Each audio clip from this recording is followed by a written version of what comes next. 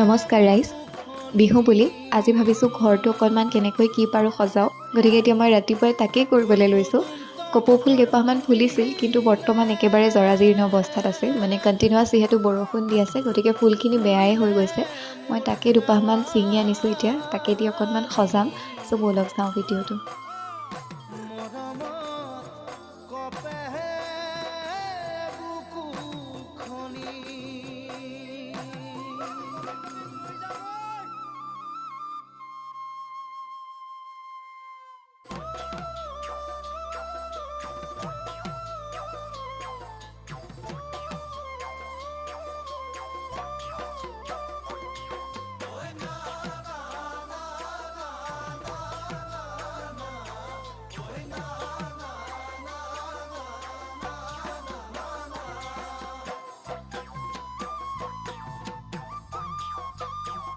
ওই নাহর ফুলার বতর, ওই নাহর মোর মরমর, ওই নাহর, ওই নাহর, ওই নাহর